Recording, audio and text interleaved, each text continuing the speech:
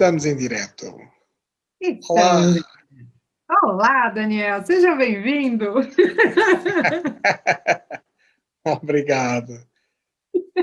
Olá, Débora, sejam bem-vindos todos ao nosso Tarot News, mais um Tarot News hoje aqui, terça-feira convosco, já vem sendo um hábito. Débora Jazini a partir de São Paulo, Brasil, eu aqui a partir de Portugal.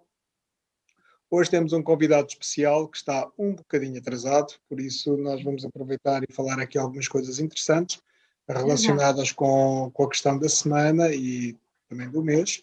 Mas, antes disso, passar aqui a palavra à Débora para dar a oportunidade de cumprimentar os nossos ouvintes e pessoas que já estão a começar a entrar e a dar as boas noites e a dizer olá e começam a chover já as mensagens.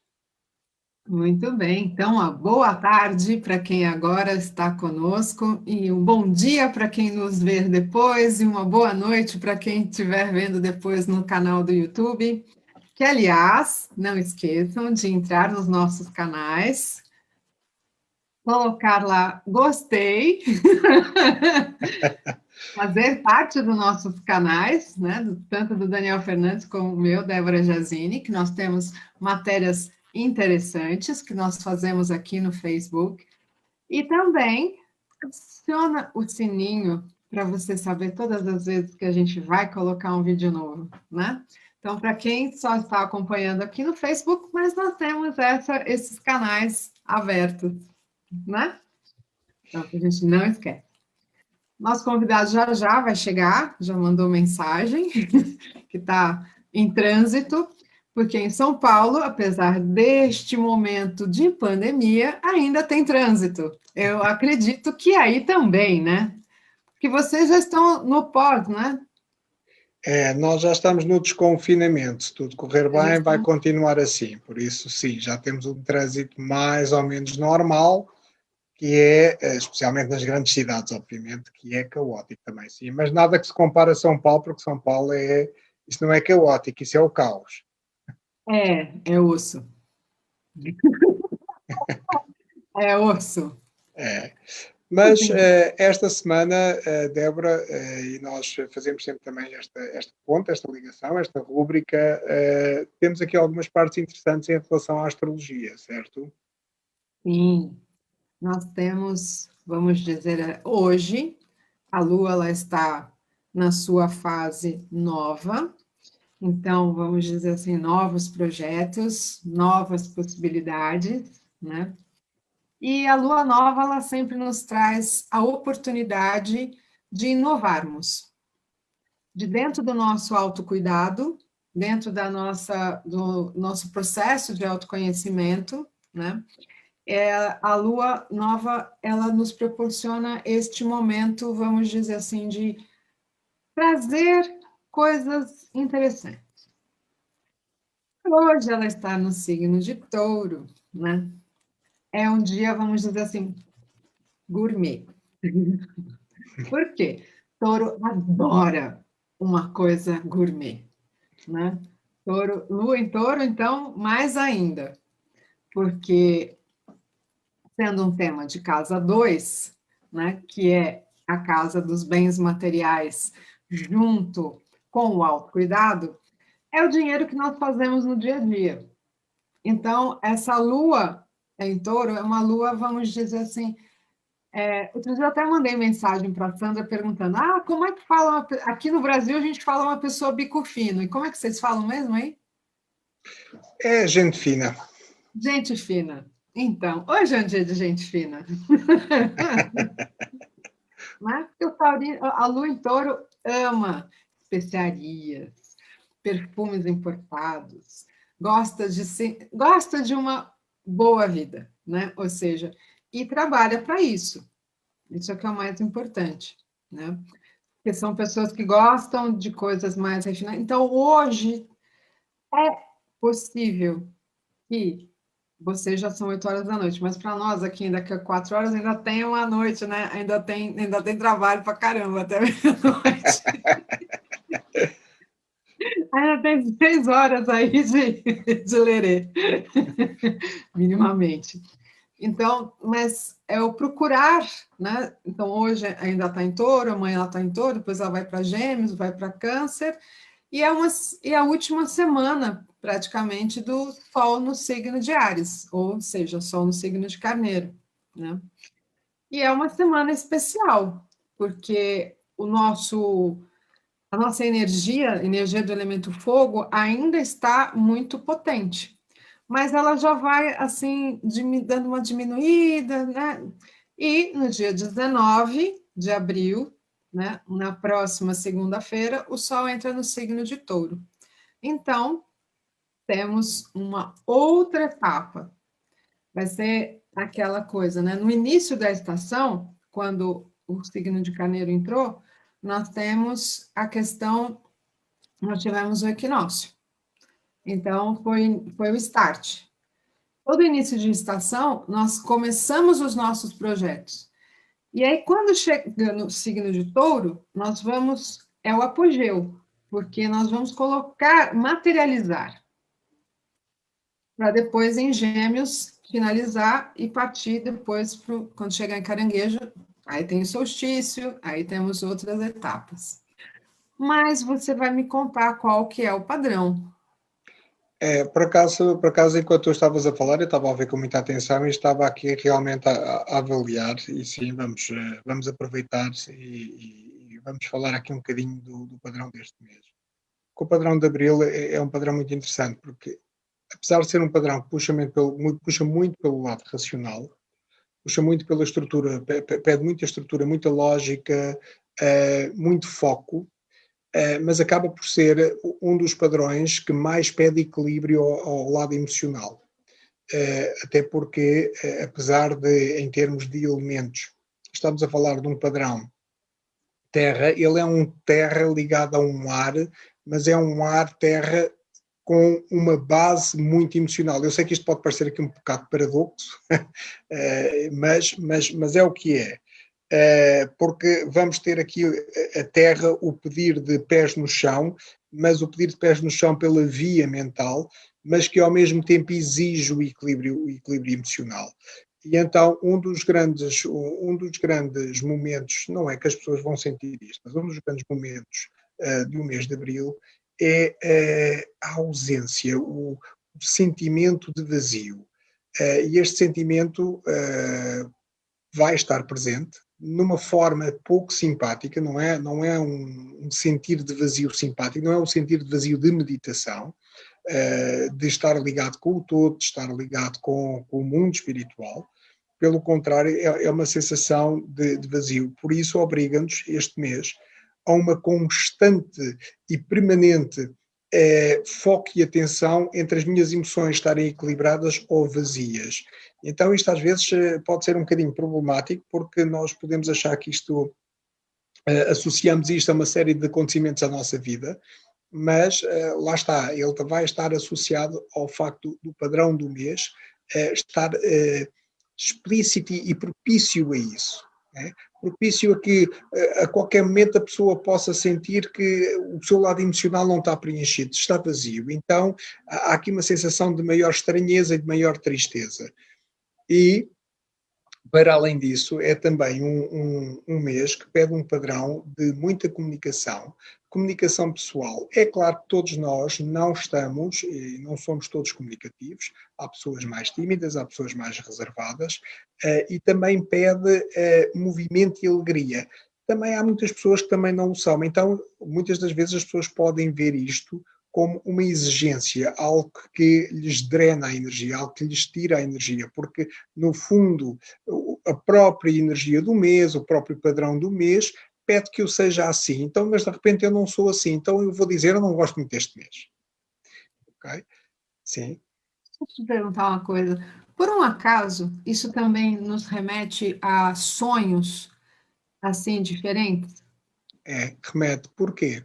Porque, na verdade, o que vai acontecer é que a nossa mente este mês vai estar muito, muito mais ativa que aquilo que é o normal. Okay? Quer nós tenhamos consciência disso ou não, a nossa mente vai estar mais ativa, portanto, com mais pensamentos, com mais ideias, com mais criatividade também. Portanto, também vamos poder sentir um certo desgaste em termos mentais, portanto, cansaço na cabeça, cansaço mental, E o que é que ele vai fazer quando nós estivermos a dormir? Porque ele está debaixo de um padrão que vai fazer uma ligação muito direta entre a comunicação com o cérebro interior. Ou seja, o que é para mim o cérebro interior? Exatamente aquele local onde vão aparecer os pensamentos, os sonhos. Tá bem? Então ele vai estar muito ativo. Só que muitas das vezes, o que é que pode provocar aqui um certo desgaste? É que todo e qualquer padrão vai ter sempre um lado menos simpático. Tem o seu lado de apogeu, do seu lado fantástico e bonito e positivo, mas tem sempre também o seu lado menos simpático, ou o seu lado sombra, se lhe quiserem chamar assim. Então, vai ser o quê? Vai ser ele estar muito preocupado.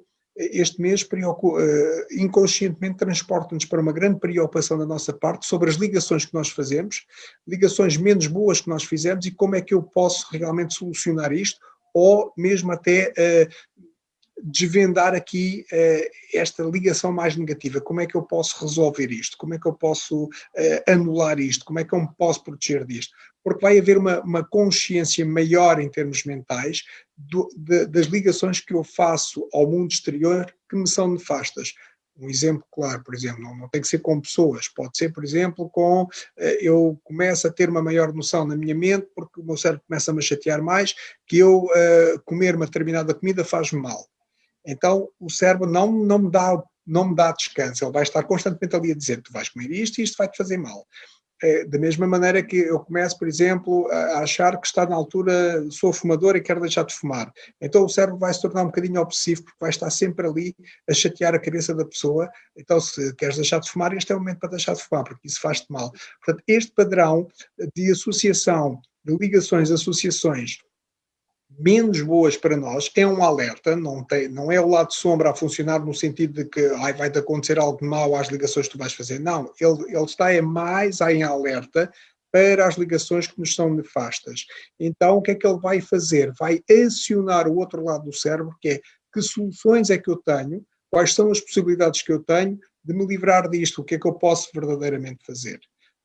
Então, é um mês que pede depois então esta estrutura, este passar à prática. Não posso ficar só pela teoria, porque apesar de ser um padrão muito mental, e automaticamente nós poderíamos achar que seria um padrão por lógica teórico, não, porque ele é um elemento terra, portanto ele pede exatamente a concretização, ele pede a materialização, ele pede que se faça.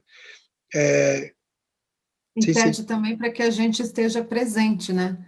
isso, Esteja muito mais consciente daquilo tudo que você faz, do que isso, você precisa fazer e isso. daquilo que, por exemplo, que tomar consciência daquilo que precisa ser mudado. Isso, porque há pouco tu estavas-me a perguntar sobre os sonhos, então nos sonhos o que é que vai acontecer? Quando o meu cérebro está um pouco mais descansado, então ele vai-me buscar aquelas ligações que não são boas para mim.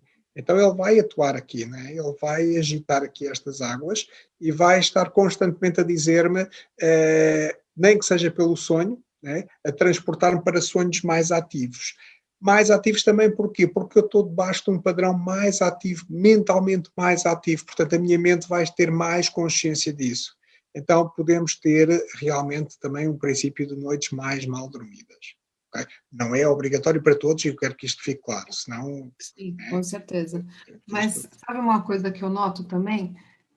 Bom, aí, é assim, como eu já tive a oportunidade de várias vezes estar neste período, né, do mês aí, assim, começa a fase mais linda, pelo menos para mim, né?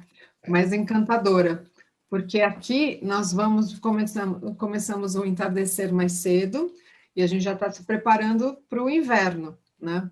E vocês não, vocês estão exatamente na contramão, que vocês estão se preparando para o verão. E esse período, as noites, o sol se estende até mais tarde. Então, assim, a luz, ela também corrobora para que nós possamos ter mais prazeres, né? isso. Porque, assim, existem pequenos prazeres que o dia a dia, principalmente aí, não sei se é o meu olhar de encantamento, né? De apaixonada, vamos dizer assim, mas existe muita poesia nesse momento. né? E essa coisa mais concreta de você não só observar as coisas que você precisa concretizar materialmente, mas assim, como você mesmo falou, quais são os padrões que eu preciso mudar em mim, quais são as coisas, e todo esse mental conversando o tempo inteiro, né?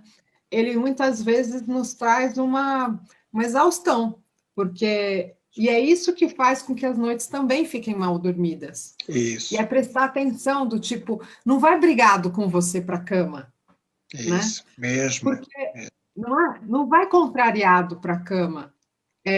Porque às vezes tem pessoas que lutam para, eu vou dormir porque precisa dormir. Mas tem pessoas que não, que elas parece que precisam aproveitar um pouco mais do seu tempo e acha que dormir é bobagem. E não é. E o Não, nosso organismo super precisa disso. sem dúvida, E concordo. faz bem para a pele, faz bem para o humor, faz bem para tudo. Então não é à toa.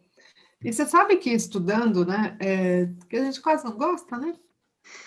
Mas não dá fazer da vida, né? Então vai estudar. Mas até para poder fazer as aulas e incrementar algumas coisas, eu achei algumas tabelas, não que eu já não conhecesse, mas assim, eu não faço ainda uso delas, mas eu ando tendo cuidado de me nortear em em mudar os hábitos para poder chegar numa coisa mais equilibrada, né? Ou seja, tentar fazer. E faz uma diferença enorme. Essa coisa que eu te falei agora, assim, de não ir dormir brigado com você mesmo. Isso, Porque muitas vezes a gente vai contrariado sem com dúvida. todos os acontecimentos do dia, porque é a hora que você faz a reflexão. Pelo menos, faço aquele balanço, eu tenho meu caderninho de anotação, né, fazer avaliação, olha, preciso melhorar nisso, preciso, né, fazer aquilo, trazer algumas outras coisas. Mas Sim, é o que temos para hoje, né? é, mas é super interessante estás a tocar nisso, Débora, na questão de como é que nós nos sentimos. Porquê? Porque se nós pegarmos neste padrão do mês, ele é um padrão 4, mas no seu interior ele funciona no desdobramento. Okay? Ele tem um desdobramento. E isto é aquele estudo que eu tenho aprofundado ao longo da minha vida e que tenho feito a tese de estudo da E minha vida. esse processo chama-se Chama-se NTC. Mas né? no fundo, o que ele estuda é mesmo padronologia. E então, quando há o desdobramento do padrão, o que é que nós vamos encontrar? Vamos encontrar exatamente um elemento fogo com um elemento ar, né? Que dá aquela tónica da primavera, não é? O início da primavera, o começo da coisa, mas depois o lado sombra, vamos encontrar um padrão emocional. Então isto transmite-se em quê? Ainda hoje, por acaso, eu reparei nisto e por isso é que, quando tu estavas a falar, saltou-me à vista o que tu estavas a comentar, que foi, esta manhã, nós acordámos com um dia chuvoso. Okay? Então é Aqui tá. como se, de repente, aquele lado, né, que a primavera nos traz, que este padrão nos traz de fogo, ar, né, de repente apagou-se isso tudo e vem aquele lado melancólico. Né? Então deu aqui um bocadinho a sensação de um dia um pouco mais pesado, um pouco mais... Não Denso. tão mais denso, não tão aberto, não tão mais cansativo, e é engraçado porque vai-se buscar exatamente aquilo que tu estavas a comentar. Outra coisa ainda, porque o Marcelo ainda não chegou e nós não gostamos nada de Ele falar. acabou de mandar mensagem assim: estou subindo. Ele mandou E nós não gostamos. dentro de instantes nós teremos o nosso convidado. Eu estou aqui atento. Uh, mas também não gostamos nada de falar. Outra A gente parte não gosta de interessante. nada, né? Nada. Outra parte interessante. A gente fica nessa coisa assim, quem vai falar primeiro? Outra parte interessante, e que também podemos analisar aqui pelas cartas do tarot, este ano o mês de abril está associado a um padrão 17. Ok? E então isto faz um mês de abril especial, este ano concretamente. Porquê? Porque é um mês de abril que pede reflexão interior. E pergunta ao meu interior quem sou eu. Então ele está verdadeiramente aqui um bocadinho a mastigar e é preciso aqui um certo, eu vou-lhe chamar um certo savoir-faire a lidar com este padrão. Porquê? Porque o lado negativo deste padrão é o lado depressivo. Ele pode-me transportar para um lado depressivo, porque se eu de um momento para o outro começo a achar que não tenho o meu lugar no mundo, que não me encaixo, que os meus desejos não são correspondidos, as minhas vontades não são atendidas, então eu começo a mergulhar na tristeza. Então, o que é que nós vamos ter? Basicamente temos do lado negativo, como sombra, a carta da morte. Ok? E então, que é aqui o padrão 13, temos aqui a carta da morte, aqui a mergulhar no seu lado mais sombra, no seu lado mais depressivo, em vez de ser um transformativo positivo, é um transformativo negativo. Temos a Priscila, que não é. Não, temos o Marcelo, Priscila é a temos esposa o Marcelo. Salve, povo! Salve, Marcelo. Viva, Marcelo! E aí, estão me ouvindo? Ah, tudo bem. Tudo bem. Eu vou só pedir para vocês. Eu vou só pedir, Marcelo, vou-te só pedir para fazer uma. Prontinho. Ok. Agora está melhor? E aí, agora vocês estão me ouvindo? Sim, tranquilo. Salve, Daniel. Salve, Débora. Obrigado. Está vendo a gente em casa. Demorei, mas pelo menos agora minha mãe tem segunda shot da vacina, então problema menos. Com certeza. Marcelo, vou só pedir um grande favor, ou eu posso fazer isso, é tranquilo, se podemos renomear, que é para não confundir entre Priscila... Renomei porque eu estou usando o computador dela. Ok. Eu vou só renomear Marcelo, estou aqui para o Marcelo, para os amigos da net. Isso. Aí.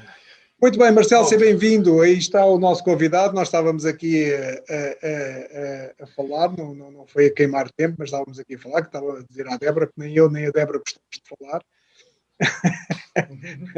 Mas assim, foi na correria, porque no final das contas acabei tendo que ver esse negócio de vacina e tem uma chance, teve que correr lá. Claro. Mas foi totalmente... Não, quando eu disse que não gostamos de falar, é exatamente o contrário. Nós adoramos falar, por isso tivemos aqui a oportunidade de estar aqui a falar com o nosso público. Marcelo, seja bem-vindo ao nosso programa Tarot News. Okay? Muito obrigado, em primeiro lugar, por teres aceito este nosso convite. Okay? Estamos em direto aqui para Portugal, também para vocês, São Paulo, Brasil, e outras regiões do Brasil, com certeza, outros estados. O Marcelo, que é uma pessoa relativamente conhecida da Débora, certo? Débora, queres fazer as honras de nos apresentar o Marcelo?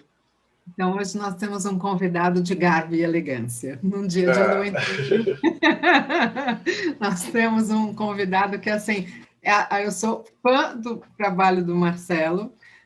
Eu conheço desde 2012, quando nós participamos do Tarot Masters, né, onde nós tivemos com Mary Gear, com o Marcos Katz, Fatali, e com outros convidados também, né? Então, nós fizemos parte deste evento, aí que nós nos conhecemos. E o Marcelo e eu temos uma coisa em comum, porque nós estudamos no mesmo colégio, nós estudamos no Arquidiocesano em São Paulo. Então, mas eu não me lembro dele lá, e acho que ele também não lembra de mim nessa época. Então, provavelmente a gente estudou em épocas diferentes, mas, enfim, nós estudamos no mesmo colégio. Então, a gente já tem, vamos dizer assim, algumas coisas em comum desde a tenra idade.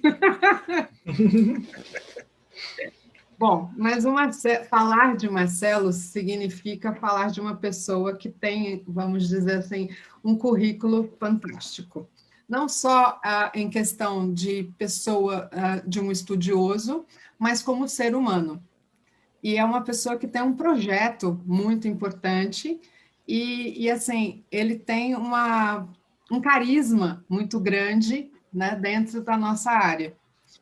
E quando eu falei para o Daniel, eu falei assim, quero tanto entrevistar o Marcelo, primeiro porque em agradecimento por você também ter nos convidado para o Projeto Mayhem, né, tanto eu quanto o Daniel.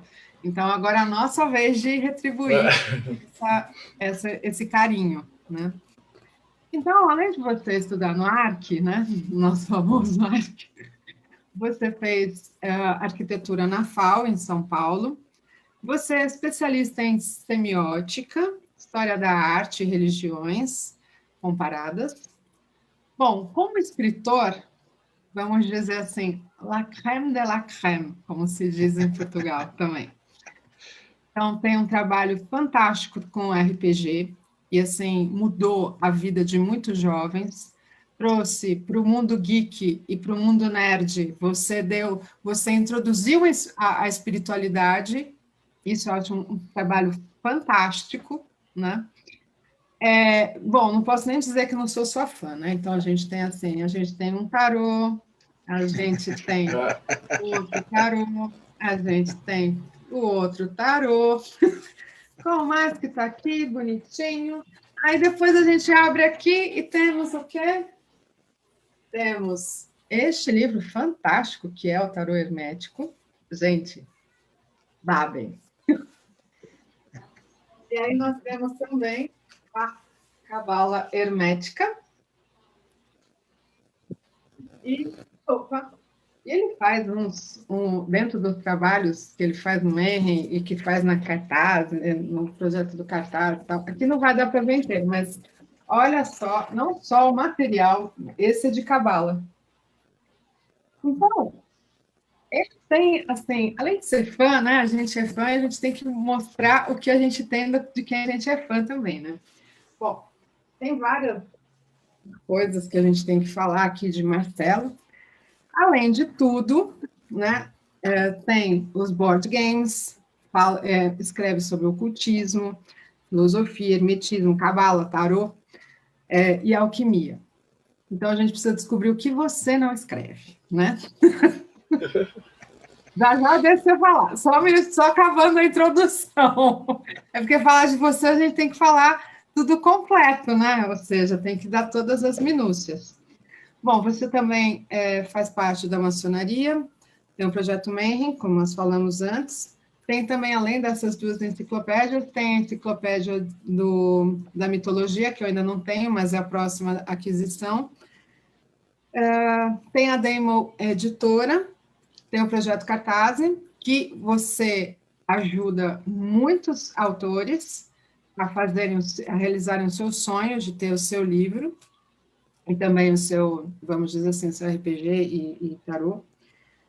É casado com a Priscila e tem uma linda filha que chama Lilith e 2 filhos recém-adquiridos, né, vamos dizer assim, Cereberos e a Calíope, que, segundo a sua postagem, eles têm um olhar, como é que é? Case com alguém que olha como esses 2 olham para você como um torresmo. Bom, o que mais? Gente, ele escreveu e já vendeu mais de 250 mil livros. Ou seja, Marcelo, conte-nos tudo. Marcelo, antes de avançar, eu vou só pedir aqui, vou fazer aqui algumas perguntas, porque eu gostava, no fundo, também de mostrar um pouco quem é o Marcelo a Portugal.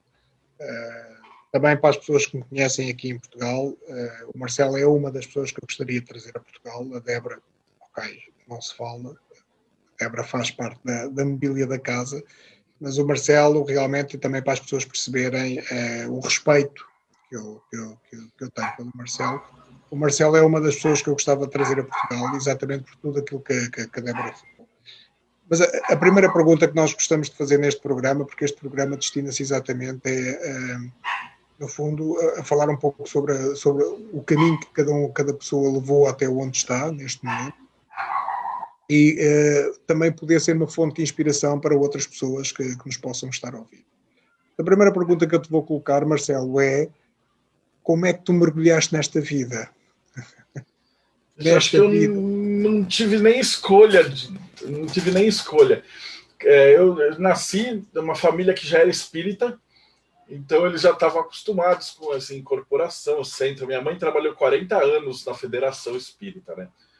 Mas eu mergulhei pessoalmente quando eu fui fazer intercâmbio na Inglaterra, e aí a hora que eu cheguei lá, tipo, moleque, com 14, 15, e eu fiquei numa casa que era uma família de druidas / bruxaria tradicional, né? Então, eu demorei, tipo, 25 anos para descobrir quem os caras eram mesmo.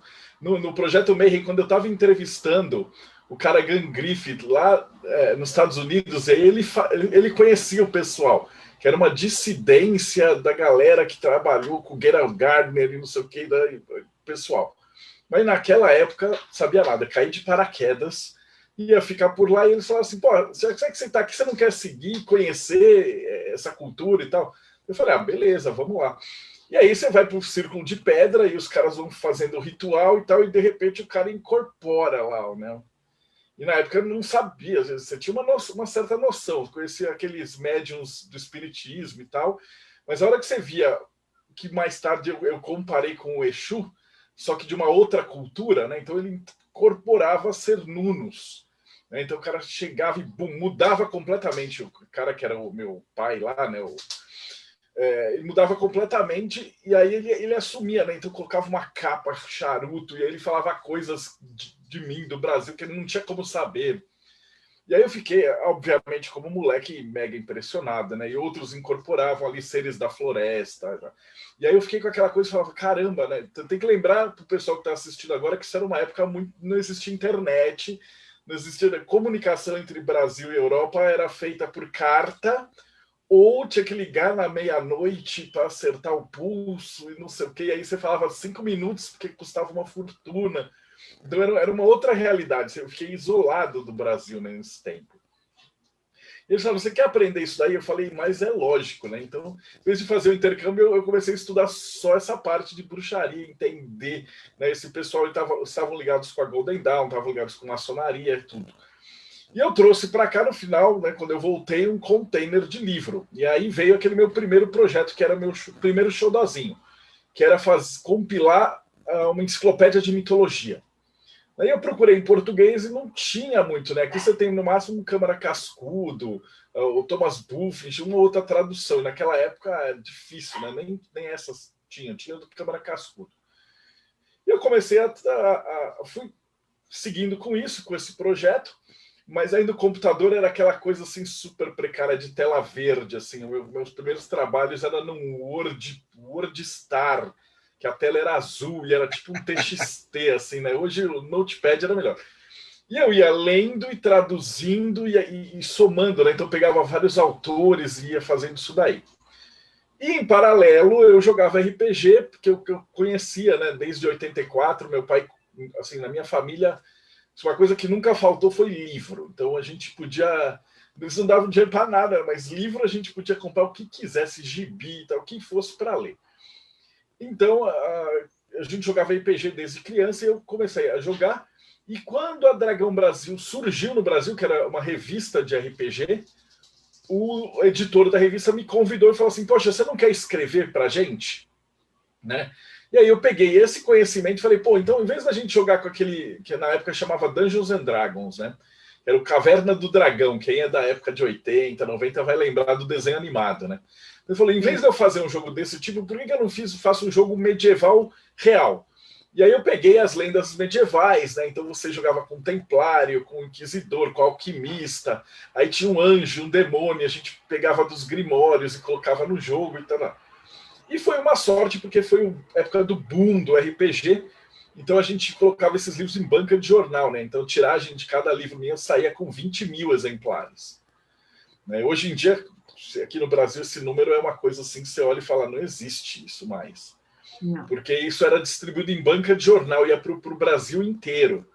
Então todo molequinho, né? Criou-se aquele hábito de você, como adolescente, sair do colégio, passar na banca de jornal, comprar os livros de RPG e jogar. Né? Cara, eu demorei muitos anos para ter ideia do impacto que a gente teve nisso, né? Eu acho que eu só fui cair de verdade a ficha uma vez que eu estava no hospital. fazendo um exame de rotina e de repente desce assim, entra um médico e fala assim: você é o Marcelo Del Débio que escreveu o RPG? Eu falei: sou. Ele falou assim: caramba, cara, eu queria te agradecer muito, porque quando eu era moleque eu não gostava de escrever, e aí eu comecei a jogar RPG, eu começava a fazer as fichas, as histórias, e escrever não sei o que lá, e resultado eu peguei gosto pela coisa, passei em medicina. E aí ele falou com o pessoal e desceu mais uns 4, 5. Aí você fala assim: caramba, mano, a gente impacta a vida das pessoas assim, de um jeito que você nem sabe, né? E eu coloquei no jogo de RPG, era o único jogo de RPG que existe que tem cabala, anjos, hermetismo, círculos. Então a gente colocava uma coisa assim, com conhecimento de verdade dentro do jogo. E aí foi quando eu fiquei conhecido, né, entre aspas, né? Em 2001, eu fiquei nacionalmente conhecido, porque teve aquele problema do RPG, que teve um assassinato por conta... E não tinha nada a ver com RPG. Era um assassinato que era uma dívida de drogas, e aí largaram a menina num cemitério, mas aí saiu na Globo, no Fantástico, né? E aí todo tava pegando fogo, falava que era o jogo do demônio, o jogo satanista e tal. E aí o Ministério Público queria proibir o RPG, né? E aí eu fui tudo que era televisão, fui no Super Pop, aí fui bater boca com o Padre Quevedo. Foi um período assim de doideira. E foi nessa época. E, enquanto isso, paralelamente, eu estava fazendo o meu trabalho acadêmico, né? Então eu me formei em arquitetura. Finalmente consegui fazer a enciclopédia, né? A primeira versão dela tinha 6.000 verbetes, e a gente gastou a grana do bolso, saiu em 2004 isso daí, e foi numa Bienal do Livro. E eu conheci o Wagner Veneziani Costa, que era o dono da Madras, né? Ele já é falecido. Numa Bienal Zona Madras, para quem não conhece, ela sempre aparecia aqui, era aquela onde tinha pirâmide. Então você entrava na Bienal do Livro, tinha uma pirâmide bem no centro, assim, gigante, pendurada e tal, era clássico. E aí ele me convidou para entrar na loja Madras, né? E aí eu fui iniciado na maçonaria, só que essa loja ela era tipo uma Golden Dawn brasileira, porque nessa loja ela tinha o Rubens Saraceni da Umbanda fazia parte, o Alexandre Comino, Johnny De Carli, Adriano Camargo, assim, todo mundo, sem imaginar que escrever esse livro da Madras estava nessa loja, fosse brasileiro.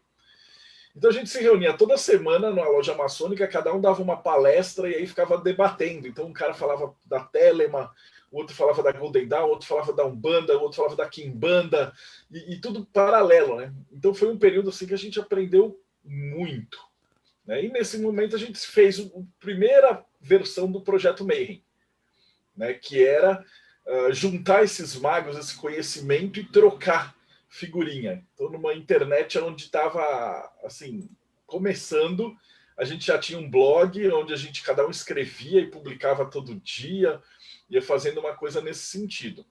Então, por isso que a maioria do pessoal me conhece. Na época chamava Teoria da Conspiração. Eu imagino que se você pesquisou qualquer coisa de ocultismo no começo dos anos 2000, você conhece o site, né? Então, ele chegou a ter mais de 3.000, 4.000 textos lá. E está até hoje, a gente mantém ele fisicamente.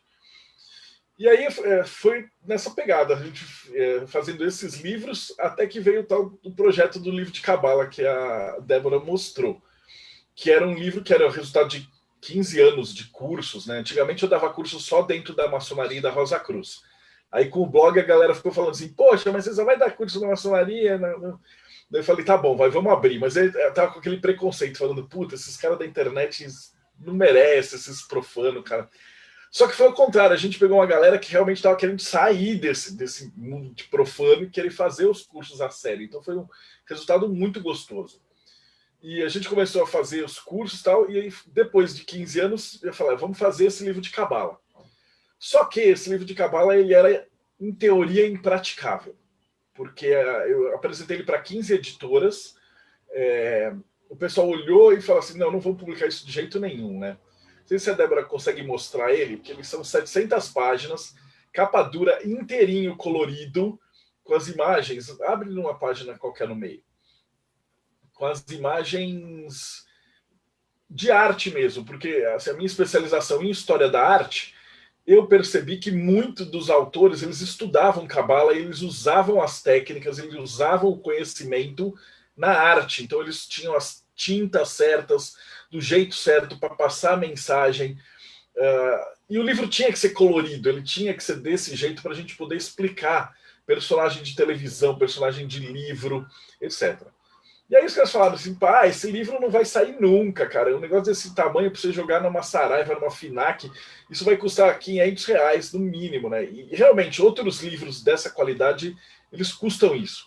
Mas é porque você tem aquele mercado que é assim, faz a editora, joga para distribuidora, distribuidora joga para lojista, e aí vende. Tarará. E aí, nesse tempo, de novo, a magia veio para me salvar. Porque começou a funcionar o Catarse, que era um jeito de financiamento coletivo. Então, eu cheguei junto com os maçons, com os meus alunos, falei, cara, eu quero fazer esse livro, vai ser assim, assim, assado, e a gente vai conseguir fazer ele desse jeito. E foi um recorde do Catarse. Então, ele ficou bastante tempo como o maior financiamento coletivo da época de artes, e a gente conseguiu fazer e vender o livro para o consumidor final com o preço que a gente venderia para uma livraria.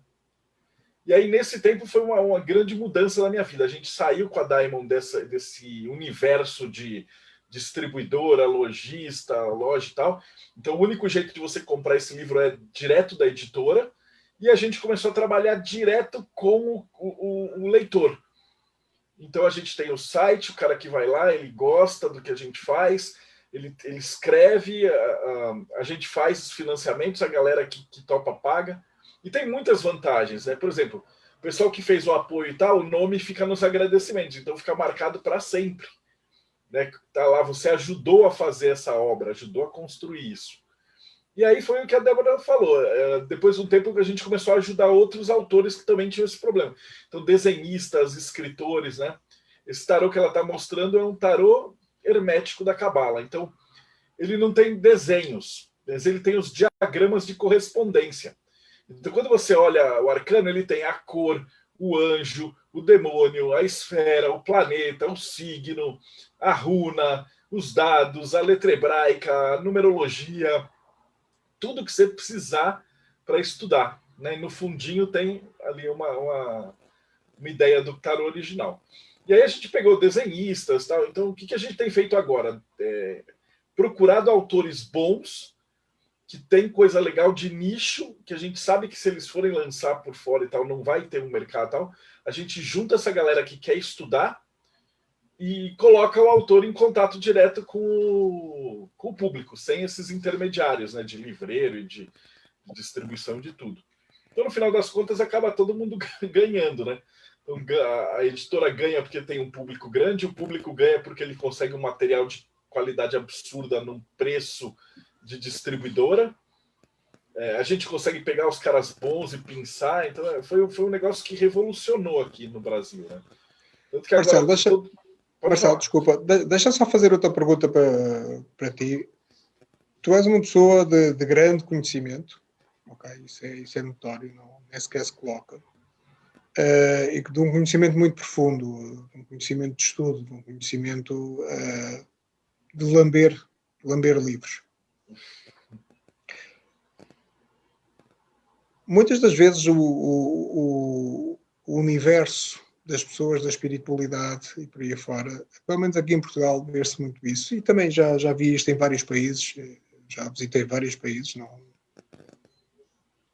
Eu vou reconhecendo nas pessoas uma certa insegurança, muitas das vezes, em expor a sua espiritualidade, falar sobre a espiritualidade e aplicar, inclusive, alguns conhecimentos. Eu, o pouco trabalho que conheço de ti, não te conheço tão bem quanto a Débora, mas tudo aquilo que eu percebi da tua pessoa, tu és uma pessoa que mergulhaste verdadeiramente e segues à risca. Portanto, tu não falas uma coisa e fazes a outra. Tu pões em prática. Aliás, há pouco achei fantástico quando estavas a dizer que havia um conhecimento que era aplicado à arte e era aplicado com rigor.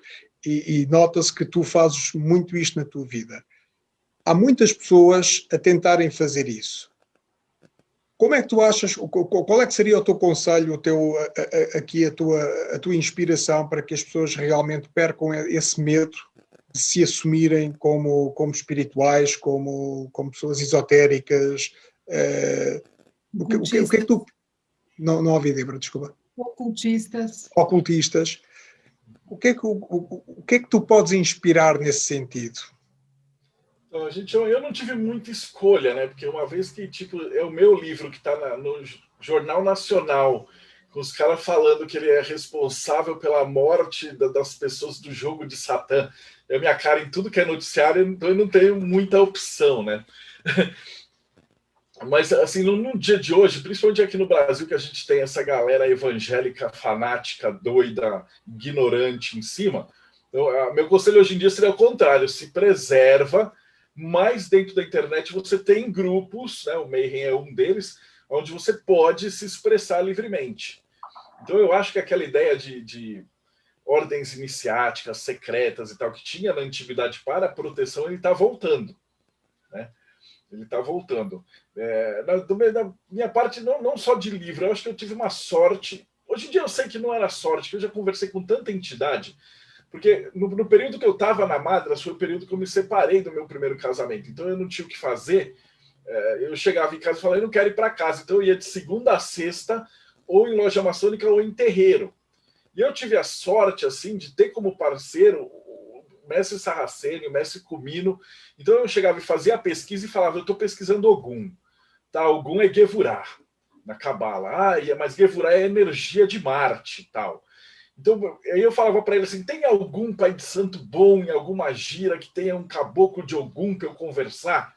Ele falava, vai lá no Tamandaré, no tal dia. E aí eu visitei todos os terreiros que vocês puderem imaginar, de tudo que vocês imaginarem, sabe? De satanismo, quimbanda, umbanda, voodoo, eu já fui. E não só fui, mas como eu tinha indicação desses tatás e dessa galera da loja maçônica, eu conversava com o responsável. Eu tinha um tratamento VIP, vamos falar assim. E aí eu sentava para conversar com o Exu e tal, e às vezes o cara deixava ali, fazia os atendimentos e tal, e me levava para um canto e falava, eu preciso te falar isso. Então, muito do que eu coloquei no livro foi muito de prática, de ver a entidade, né? Então, eu entrevistei Preta Véia, que falava assim, cara, eu tô aqui desde a Grécia, e a gente não conversa isso, mas como você sabe o meu nome grego, eu posso te contar isso. Né? Porque é óbvio, essas entidades estão do lado de lá, a gente está do lado de cá, isso sempre aconteceu, e esses caras não têm tempo. Então, quando você está falando dos espíritos, dos vikings e darará, que o cara jogava o osso, é a mesma entidade, ele só fica mudando de nome. Né? E isso eu achei que foi muito importante. O primeiro choque que eu tive na Europa, quando vim na Umbanda e ver que era a mesma coisa, depois afundar nisso daí e perceber que, cara, no shintoísmo, você desce as entidades ali, aqui a gente tem o preto velho, lá tem o chinês velho. Mas é a mesma história, porque é o arquétipo. E conseguir tabular isso, né? Eu brinco, eu falo, eu tenho 5 planetas em Virgem. Então, meu mapa astral veio perfeito para fazer enciclopédia, guia e tal, né? Eu tenho Sol, Vênus, Marte ali, tudo em Virgem, Lua em Gêmeos, ascendente em Áries, e Júpiter em Peixes. Então ele está todo sincronizado ali. Então, estudando, eu sei assim, eu já vim para cá com isso. Não é um negócio tipo eu caí de paraquedas, eu não sei lá. Né? Hoje eu tenho essa consciência. Né? E a gente chama de verdadeira vontade. Então eu gosto de explicar e falar e conversar disso daí.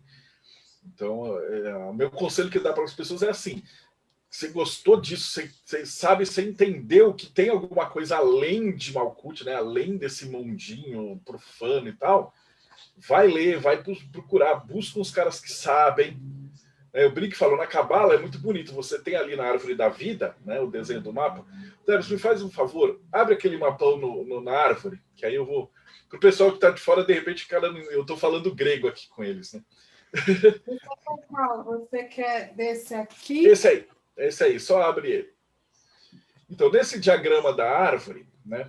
Eu tô falando, vai que a audiência não sabe nada, então eu não quero ficar parecendo maluco aqui, né? Esse diagrama bonitinho, essa esfera, sobe ele. Então, essa esfera ali amarela que tem bem no meio é o Sol, é você. Sou eu, é a Débora, é quem está assistindo aí, é o seu espírito, né? E quando você sai do mundo, se ela subir um pouquinho mais, ó, vai ter a Lua embaixo e um pouquinho mais para baixo a Terra. Olha lá. Então, essa Terra que está ali embaixo é esse mundo profano, né? Que você acorda, vê novela, vai para o trabalho, volta. Né? Uma vez que você descobre que, cara, tem um mundo espiritual, tem uma coisa maior, você vai entrar no templo de Salomão. E aí, o primeiro passo para dentro do templo é a Lua. Por que é a Lua? Que a Lua, metaforicamente, ela não tem brilho próprio, ela reflete o brilho do Sol. Então, qual que é o meu conselho para você? Estuda muito, mas pega um monte de autor diferente.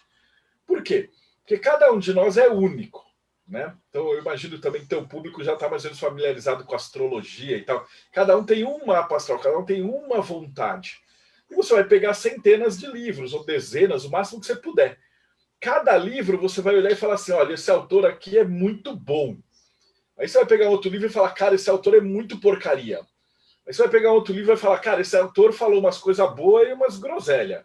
Aí você vai pegar outro livro e falar, esse cara aqui falou um monte de besteira, mas isso aqui eu gostei. Por que isso? Porque assim como a Lua tem lua crescente, lua nova, lua cheia e tal, esse tanto de informação, o máximo de informação que você puder ter, reflete a luz do Sol. Quem é a luz do Sol? É o você de verdade. Então, se você tem um espírito budista, você vai ler livros budistas, eles vão refletir o que você gosta. Você vai ler os outros livros lá, teosofia e tal, você não vai gostar. Outro vai adorar e não vai gostar do budismo. Então, para você se conhecer, a primeira coisa que você tem que fazer é ler bastante. Por isso que a Lua, na alquimia, vem antes do Sol. Então, nada desse diagrama tá aí de acaso, né? É uma coisa muito bonita. Então, quando você vai entendendo isso, aí você vai fazendo a jornada. Depois ali você vai ter que estudar, você vai ter que vivenciar isso. Tem uma série de processos, mas o primeiro passo agora que você descobriu que tem alguma coisa legal do outro lado, procura um monte de autor e vai selecionando. Com o tempo você vai achar quem sabe e quem só está falando besteira. Marcelo, tu és um defensor do despertar? Sim, eu acho que sim. Despertar não é um negócio muito agradável, porque o pessoal acha que é tudo, eu vou ser iluminado, não tem nada a ver. Iluminado você vai descobrir que, cara, falta muito para você melhorar. Então não é uma coisa muito agradável, mas é uma coisa necessária. E aí, porque a hora que você descobre é igual na Matrix, quando tira o Neo de lá e ele olha e fala, cara, olha onde eu tô aqui. É mais ou menos a mesma sensação. Aliás, Matrix é um filme gnóstico muito forte. E quando você descobre esse cara, puta, olha esses caras dormindo aí, assistindo novela, perdido no futebol, não sabe o que é da vida, eles são uma engrenagem, né? O Gurdjieff falava, estão mortos, estão dormindo, máquinas dormentes. E a hora que você começa a despertar, você começa a ir para a arte, começa a ir para outras coisas também, né? Porque magia não é só mágica, é beleza, é arte, é desenho, é música de qualidade. Então você vai buscar o que é bom. Eu tinha um professor que falava assim, não tenta ir para o que é fácil. Acostume-se com o que é bom. O que é bom não é fácil, é difícil, você é burro. Você precisa estudar mais. Você pegou um livro clássico, né? Pegou Camões, achou difícil, você que é burro. Camões é bom. Então você precisa adquirir mais palavras, adquirir mais conhecimentos e tal. Você não entende um quadro clássico, estuda mais. E aí você se puxa para cima. Né? Essa é a ideia. E hoje em dia a gente está muito acostumado com a galera querer ser alimentado com alfafa, né? Só porcaria. Eu não sei como é que está o cenário cultural daí de Portugal, mas aqui no Brasil está uma desgraça. Assim. O pessoal não quer ler, o pessoal não quer estudar. A música aqui é meia dúzia de xingamento. Tá muito feio. Então, hoje em dia, ser um mago significa você meio que sair desse mundo profano e ir para um negócio que vai te dar mais trabalho, vai te dar mais dor de cabeça. Mas a recompensa é muito maior, não só em qualidade de vida, como qualidade intelectual e coisas belas que você se cerca. Marcelo, deixa-me fazer-te outra pergunta. Já falámos aqui um bocadinho sobre o teu projeto, tocámos aqui um bocadinho nos nomes. Portugal tem com toda a certeza que existem pessoas que conhecem o teu projeto, mas também tenho a certeza absoluta que não é uma coisa tão divulgada e tão falada como no Brasil. Se alguém, em termos de Portugal, algum dia achar que seria interessante contactar-vos, falar convosco, por questão... Sim, Débora, sim. Ele já esteve em Portugal. Sim, não, Fui duas vezes. estou a falar do projeto em si, não estou a falar do Marcelo, estou a falar do projeto em si, das pessoas poderem, a partir de Portugal, ou de outro país qualquer. Estamos a falar de Portugal porque eu estou aqui em Portugal. Okay? Tu consideras o teu projeto como um acolhedor, uma espécie de escola, um acolhedor de pessoas que possam entrar em contato convosco caso queiram realmente aprofundar mais? Sim, a ideia é essa, né? Porque lá não tem tipo um ditador que fala, eu mando, né? Na verdade, não é só eu, tem a Pri, tem mais umas 20 pessoas.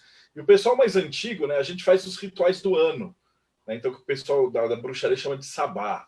Então, se você entrar no projeto agora, então você vai começar, vai ter um próximo ritual mês que vem, e aí você vai começar a fazer suas ferramentas mágicas, né? Então, cada projeto, então, vamos começar ali, vai ser o solstício e tal. Então, beleza, então agora você vai fazer a sua varinha, você vai fazer a sua adaga. Então, cada um que entrou, não tem jeito, né? Você sempre cai, a gente brinca e fala que o carrossel está sempre girando, você entra e perde equilíbrio. O cara que entra ali, ele toma um susto, 2 meses. Aí depois ele começa a ajeitar. Ele vai fazer o primeiro ritual, vai ficar aquela porcaria. Mas é bonitinho, porque ele fez. A gente pede para ele mandar foto, e aí o pessoal comenta. A galera é muito educada. Tem o intuito de ajudar, não é esses grupos de Facebook, que é uma palhaçada. Então, quem já está há mais tempo, ajuda quem está há menos tempo. E aí a galera vai fazer esses rituais e se acostuma. Daí vai fazer o próximo. Quando o cara completar 1 ano, ele já tem mais ou menos o ferramental dele, ele já sabe como é que está funcionando, ele já tem qualquer dúvida que ele tiver, tem grupos, aí ele manda a pergunta, o pessoal responde. Fora que a gente faz entrevista com um monte, né? Entrevistei vocês. São pessoas que são expertises nas suas áreas. Então, eu gosto de teosofia.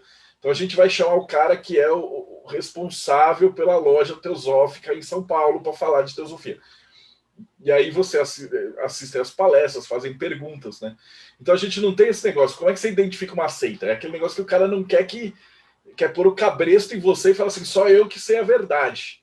E no meio é o contrário, né? O meu projeto de entrevista, eu já entrevistei 160 pessoas. Cada um falou uma verdade. Eu pergunto para todo mundo o que é magia. Se eu compilar ali, tem 160 respostas diferentes. Pô, eu entrevistei um padre da Igreja Católica exorcista e eu entrevistei um satanista raiz, cara que trouxe ali, traduziu a Bíblia satânica. Então tem todo tipo de ponto de vista possível, assim, de budista, né? Eu entrevistei o pessoal, o responsável pelo templo da... fugiu agora, os Hare Krishnas, daí de Lisboa.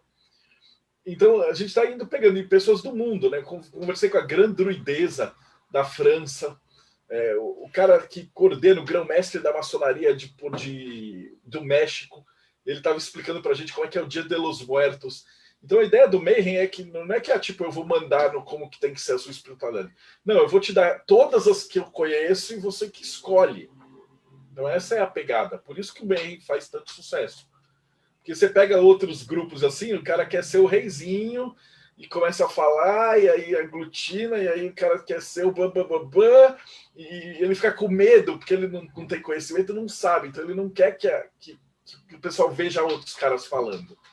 Porque se ele achar se o pessoal do grupo for ver outros mestres falando, vão largar o cara, porque ele é picareta. Então, se o cara sabe de verdade, ele não tem medo de que a pessoa vá buscar vários outros conhecimentos. Pelo contrário. Então, é isso que a gente procura fazer lá no Mayhem. Dar a maior quantidade de ferramental que a gente puder para o cara pensar sozinho. Tudo bem, pensar sozinho é difícil, né? Então, a gente tem muita gente também que entra e depois o cara sai fora porque não aguenta a rosca. Mas a ideia fica. O pessoal que fica, a gente está vendo que está fazendo um trabalho cada dia melhor. E é um trabalho primoroso, viu, Daniel? Porque ele, além de tudo, tem um acompanhamento, tem uma biblioteca, né, virtual, e tem meio que um Facebook só de vamos dizer assim, do grupo, né? A gente tem o grupo no Facebook, tem 11 grupos do Telegram, então o pessoal consegue trocar muita informação. Marcelo, é fácil encontrar-te no Facebook se nós pusermos Marcelo, desculpa, eu não apanhei o teu último nome, Marcelo. É Marcelo? Deixa eu pegar aqui, é Deodébio, quer ver, vou rename aqui. Até porque eu tenho aqui alguns comentários deste lado que... Se aparecer esse nome, se você digitar esse nome você já acha fácil. Okay. Ou no Facebook, ou no meu próprio blog. Boa. Porque eu tenho aqui algumas pessoas que já estão a fazer aqui alguns comentários a mostrarem algum interesse por aquilo que tu estás a explicar, por aquilo que tu estás a mostrar. Marcelo. E tem o Marcelo também tem o Instagram dele, que é mdeodébio, e tem o site dele, que é www.mdeodébio.com.br. Okay. Então, é Deodébio só no site. Ou o Projeto Mayhem. O Projeto Mayhem. Marcelo, tu tens sido uma pessoa que tens vivido... Volta a este ponto, porque eu acho que este ponto é muito importante. Aliás, tu explicaste aqui algo fabuloso. Tu explicaste, no fundo, o conceito daquilo que este planeta mais mostra, que mostra-nos diversidade. Isso é uma coisa que eu defendo muito. Às vezes as pessoas vêm falar comigo e falam comigo e vêm falar e defender uma só teoria, uma só visão, um só conceito. E uma das coisas que eu mais digo às pessoas é: olhem para o planeta onde vocês não estão em Marte, vocês não estão em Vênus, vocês não estão em Mercúrio, vocês estão num planeta que é diversificado. E isto transporta uma mensagem muito importante, que é a abertura para vários entendimentos, várias compreensões. Poderá ser até o princípio do entendimento de como é que o todo pode funcionar. E tu há pouco falavas muito aqui sobre realmente abrir para vários conhecimentos. Existe algum conhecimento para ti que seja, para ti pessoal, Marcelo Deodébio, para ti pessoal, que seja mais importante? Não sei, cara. Eu sou apaixonado pela cabala hermética. Então eu sempre vou falar, cabala hermética. Porque a maioria do pessoal, eles gostam muito da cabala judaica, só que a cabala judaica é muito complexa. Você tem que aprender o hebraico, você tem só os nomes de Deus, tem um conhecimento muito valioso. E aí tem a cabala cristã, que é a que o pessoal pegou na Idade Média e trouxe, que deu origem lá ao martinismo, rosacrucianismo, alquimia, que é mais fácil de entender. E no fim a gente tem a cabala hermética, que é a que pega dos ensinamentos de Hermes. Então tem astrologia, tem tarô, tem toda essa parte esotérica junto. E aí você pode usar todos os ensinamentos da cabala clássica e pode usar filme, Deus e anjo e demônio. Então o que você puder pegar que te traz um conhecimento dentro da cabala hermética, você pode usar. Então, por isso que é o que eu gosto. Eu acho que de todas as filosofias, ela é que tem menos dogma. Na verdade, ela não tem nenhum dogma, né? É como o Crowley falou, faz o que tu queres. Assim, você pode estudar de qualquer jeito, que tudo vai ter ali uma correspondência. Porque no final das contas, tudo foi uma mesma palheta. Então, os rituais que a gente tem de vários egrégoras diferentes, várias ordens, vários grupos, você consegue traçar aí uma origem histórica, e um saiu do outro, teve contato com o outro, então tem um pouco de cultura no meio, mas você pode aproveitar tudo, sem ficar preso em dogma.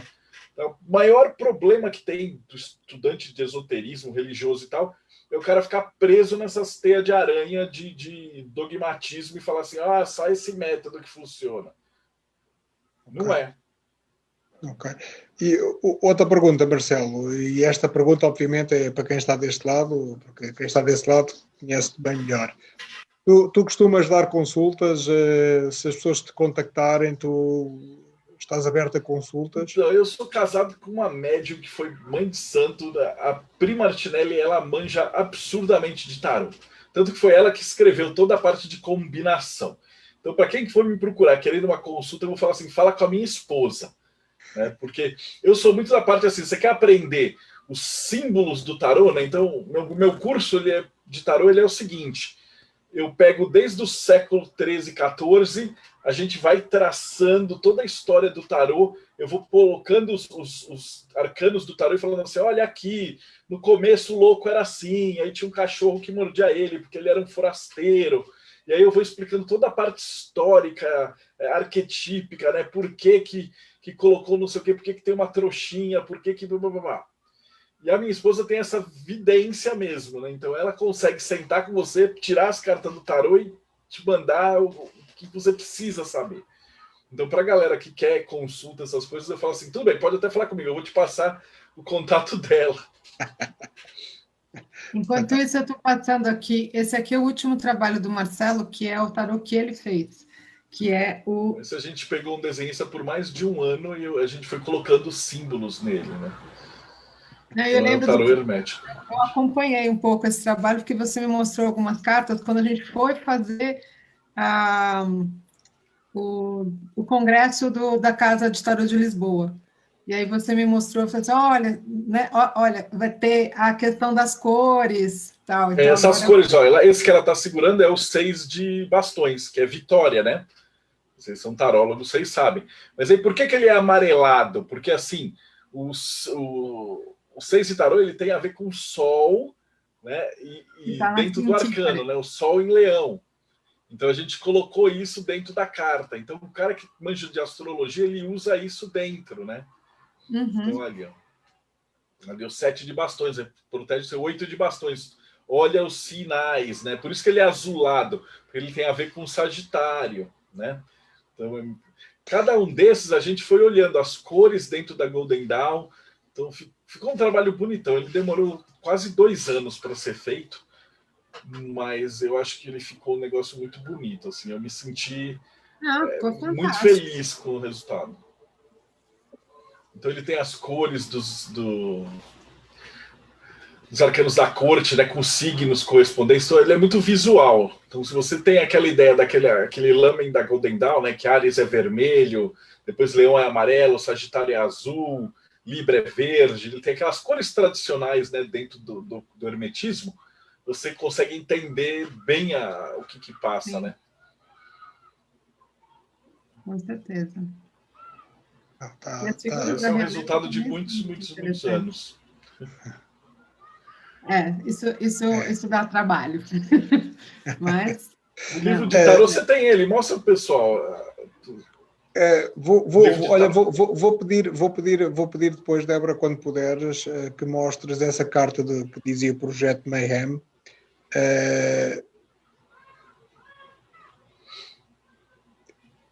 Exatamente, não, um bocadinho atrás, isso, boa. Não, era para baixo. Está ótimo, assim. Só para baixo, puxa só um pouco para baixo. Ok.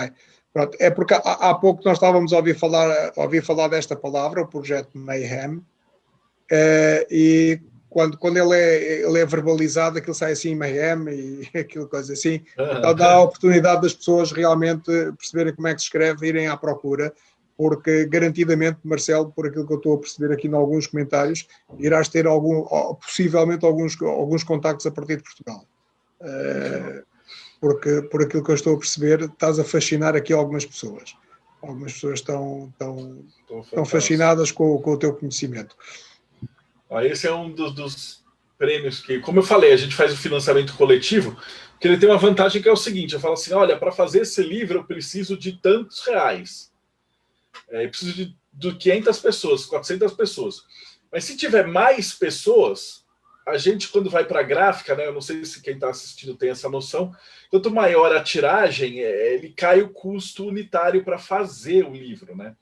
E aí essa diferença que a gente consegue, ao invés da gente pegar de lucro, a gente gasta e faz pôster, Então, no final das contas, a gente torra todo o dinheiro. E quem está fazendo o apoio acaba recebendo um monte de presente junto.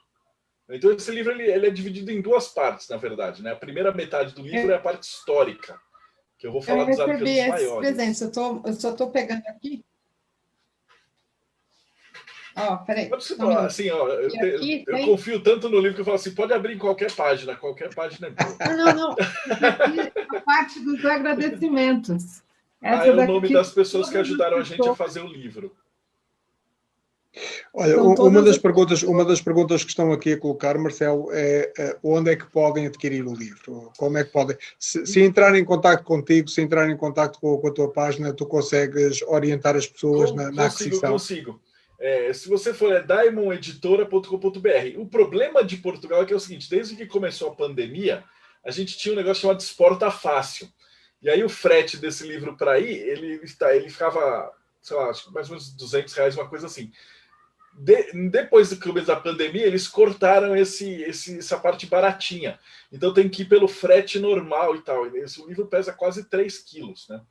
Então o frete está salgado, por enquanto, né? Então eu não sei se vai melhorar ou se eu estou passando más notícias para quem realmente quiser. Esse é o que ela falou que está separado, tá vendo? As cartas com os detalhes do arcano, né? Então, por exemplo, começou a estrela, então eu vou o mais no passado possível. Então eu pego a primeira imagem que tem alguma figura que se pareça com isso. Aí eu vou explicando. Olha, aqui tinha essa parte e tal. Daí você vira, então é uma jornada na história.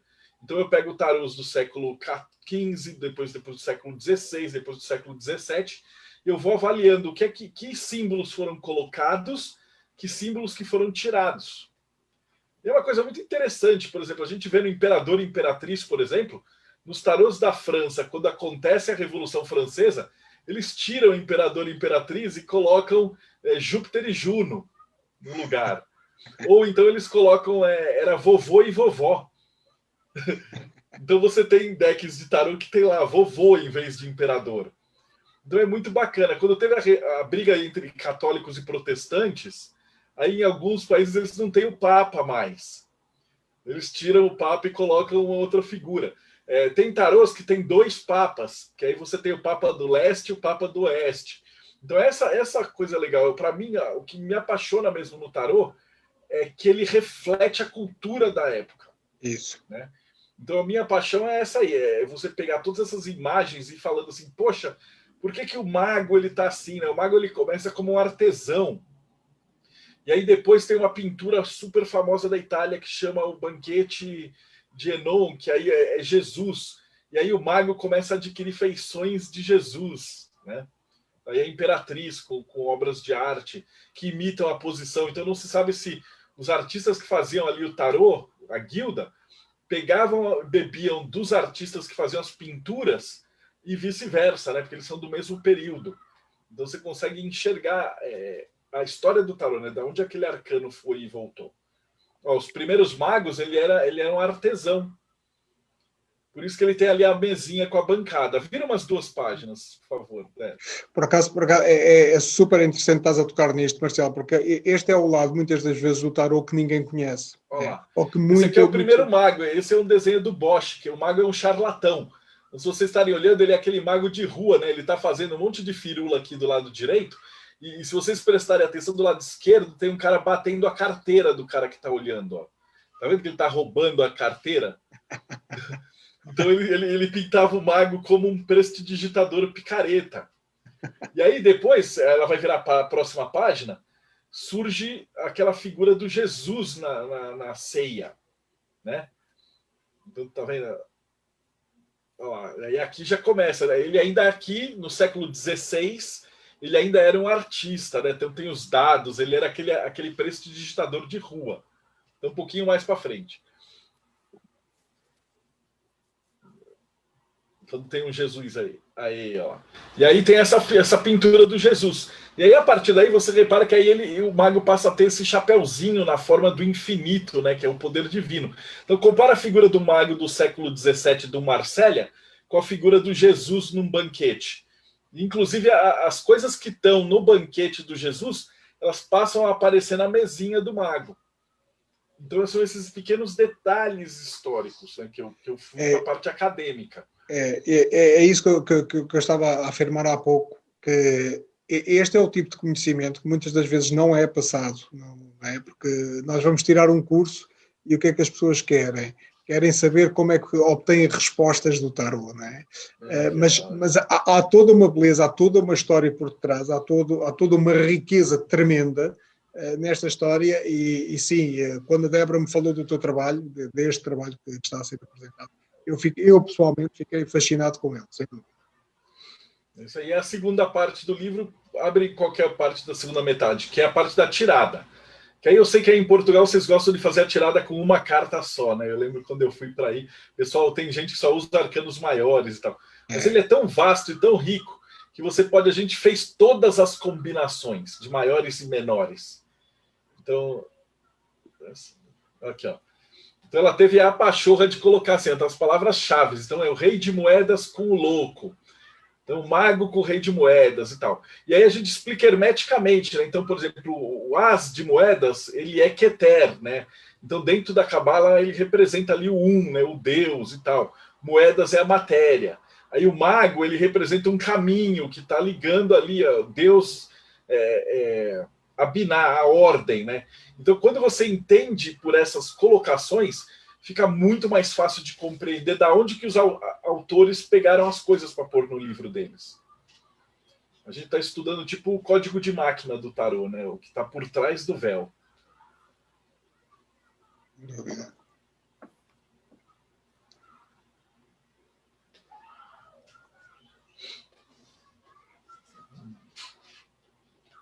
Essas são diversas tiradas clássicas para o pessoal. Marcelo, esta pergunta é inevitável. Novos projetos que estejam a surgir? Então, depois dessa pandemia, assim, agora eu estou em casa, eu estou finalizando não, ainda vai mais um ano pela frente, um livro de astrologia hermética. Então, aí a gente vai fazer o que fecha o trio, né? Que seria Cabala, Tarô e Astrologia.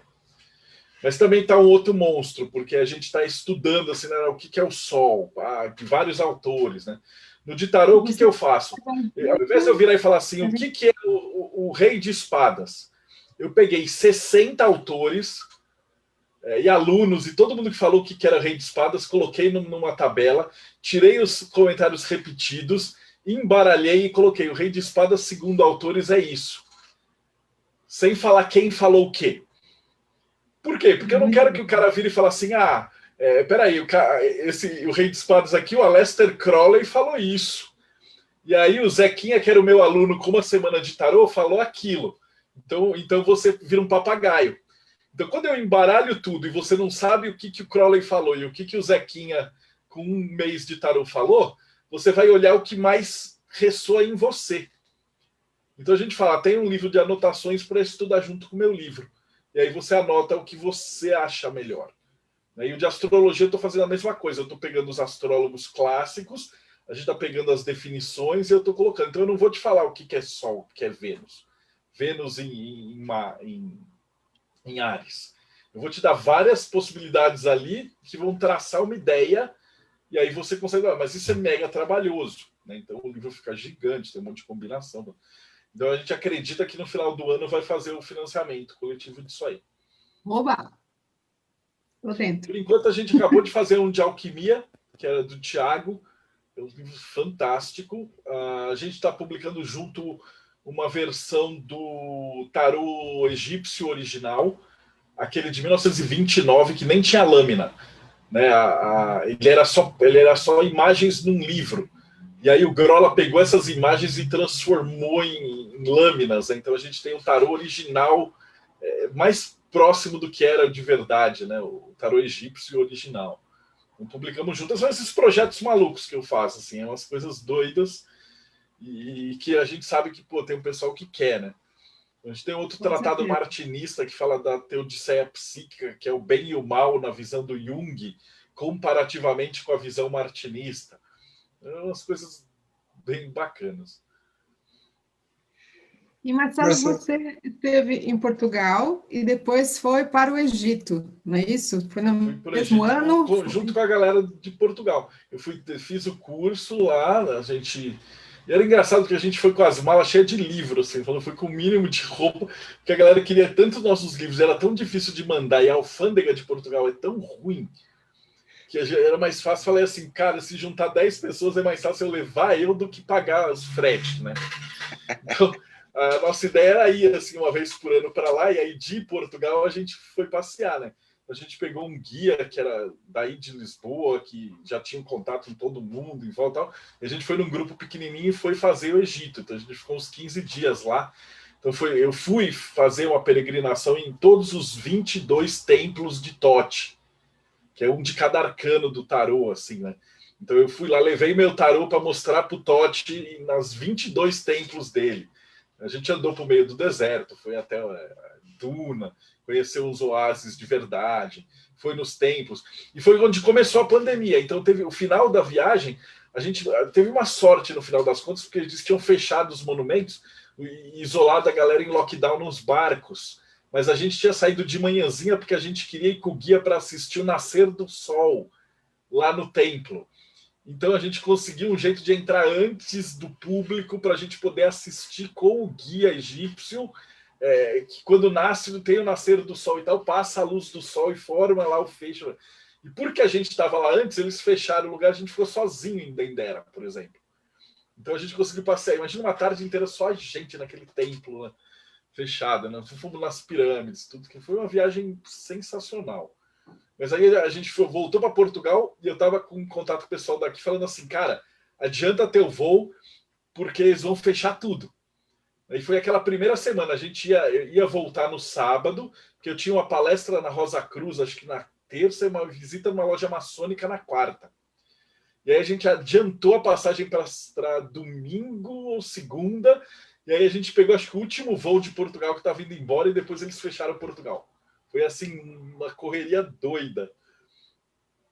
Foi bem legal. Mas uma experiência ímpar, né? Não, foi uma experiência maravilhosa. Para sair do Egito também.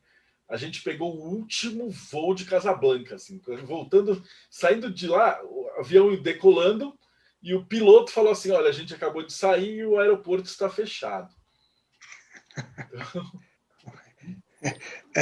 As sincronicidades dos acontecimentos quando eles têm que se dar.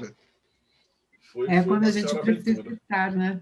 Onde nós mas a gente fala, a gente está muito protegido. Mas também para fazer o trabalho que a gente faz, né, com toda essa egrégora evangélica ignorante que quer tirar tudo isso, a gente precisa de muita proteção. Né? Sem dúvida. Marcelo, estamos na reta final. Muito, muito obrigado pela tua presença. Eu não querendo criar esperanças a ninguém, até porque isto é uma coisa que eu mas vou dizer aqui em direto. Isto é uma coisa que eu depois irei fazer um convite pessoal e privado. Mas deixo aqui em direto. Quem sabe se não podemos organizar uma palestra do Marcelo via... vai ser um prazer. É só me falar quando. O meu maior problema é data, porque como agora eu não tô, a gente está tudo trancado em casa, né? Minha esposa, ela estava tomando medicamento, ela estava imunossuprimida, então se ela pegasse uma gripe, então ela ficou trancada mesmo, assim, né? Eu tenho pais idosos, né? Obeso, então a gente estava aqui meio que num esquema de hospital. Então, o que estava acontecendo? Todas as lojas maçônicas faz uma palestra, então eu estou pondo na agenda. Então, eu passo, quando eu não estou gravando de terça, quinta e sábado, de segunda a quarta e sexta, eu estou dando palestra nas lojas. Então, a gente já combina com antecedência, você me fala o dia da semana, mas é um prazer, já está marcado. Sem dúvida, porque eu estava a dizer isso porque eu sei que tu és uma pessoa super mega ocupada e por isso é que eu estava a agradecer muito hoje ter estado no nosso programa. Muito, muito obrigada. Vou querer marcar essa sessão contigo. A vantagem é que, como é Portugal, aí para vocês, 9 horas de vocês é cedo aqui, então provavelmente já está tranquilo de marcar, porque o problema maior é as 9 horas, 8 horas daqui do Brasil. Isso. Mas se você marcar umas 8 horas daí de Portugal, aí fica muito mais fácil para mim. Então pode considerar feito. Super. Mas vou aproveitar essa tua abertura, essa janela, porque acho que realmente há toda uma sabedoria aí dentro, há todo um conhecimento acima de tudo, muito interessante, e acho que o mundo precisa de beber deste tipo de conhecimento. Por isso, Marcelo, mais uma vez, muito obrigado. Débora. Bom, eu quero que o Marcelo deixe uma mensagem para os nossos queridos teleouvintes, vamos dizer assim. Deixe os seus contatos. É com você. Bom, se o pessoal quiser me achar, digita Projeto Mayhem ou Marcelo Del Débio, é muito fácil. A pior coisa que pode acontecer é você cair nos links, começar a olhar e falar satanista, da ordem da... Porque tem assim, você digita, vai ter as minhas páginas, aí logo em seguida tem a galera falando assim, membro dos Illuminatis, da Nova Ordem Mundial, esse satanista do mal e tal. Aí tudo bem, mas os primeiros links são meus, então é fácil de chegar na gente. O meu conselho é leiam muito autores diferentes, procurem coisas diferentes e construam você mesmo a sua verdade. Se você está no caminho de verdade, não é qualquer outro livro que vai abalar isso. Então desconfia de qualquer pessoa que fala que é o dono da única verdade e é o único cara que é o único caminho. Esses caras geralmente são picareta. Fica aqui no ar e lançado. Vamos tratar. Picareta é uma palavra que tem em Portugal? Tem. Sim, não, é entendível, é fácil. Há uma coisa em Portugal, Marcelo, que às vezes o Brasil precisa de entender. Nós, desde muito cedo, fomos invadidos por telenovelas brasileiras. Eu era criança, estou com 50 anos, eu era criança quando a Gabriela estreou em Portugal. Portanto, Gabriela Cravo e Canela. Portanto, aquilo foi o boom e a partir daí Portugal sempre comprou telenovelas ao Brasil. Portanto, o português do Brasil foi uma coisa que foi sendo introduzida e facilmente o português entende o português brasileiro. Sei que às vezes o contrário não é assim tão fácil. Para nós é mais fácil porque é aquilo que eu disse, nós fomos tendo as telenovelas constantemente a rodar, portanto é algo que já está no nosso ouvido. Por isso, muitas expressões vossas são conhecidas nossas por causa desse hábito. Maravilha. E quando acabar a pandemia, pode ter certeza, eu combino com o Daniel, com a Débora, a gente vai, pega a Pri, a gente faz de novo, passa aí uma semaninha, uns 15 dias. Opa. A última vez a gente deu aula, assim, a gente marcou sábado e domingo curso, aí sábado e domingo outro curso, e aí a gente pegou 5 dias entre os dois para passear ali em Portugal, né? Então, sem dúvida. Mas é nossas férias, a gente não para de trabalhar nunca. Então, minhas férias é ir dar aula fora. Então, eu viajo, aí dou aula e passeio, porque é isso, a nossa vida é só trabalho. Mas então, fica aqui um bocadinho esta porta aberta e eu não vou querer deixar esfriar muito nos próximos dias. Depois, em privado, nós havemos de falar. Aliás, também a minha equipa há de entrar em contacto contigo, Marcelo, para realmente programarmos isto e ver se não deixamos cair, porque sim, teria muito, muito gosto em trazer-te a falar ideias novas, conhecimentos novos, ideias mais abrangentes. Acho que o mundo, eu sou muito apologista disso, eu sou um defensor disso, por isso acho que o mundo só tem a ganhar e Portugal só terá a ganhar com uma palestra tua. Aos nossos ouvintes lá em casa, muito obrigado por nos terem acompanhado. Este foi mais um Tarot News na entrevista com o Marcelo Del Débio. Débora, queres dar um beijinho?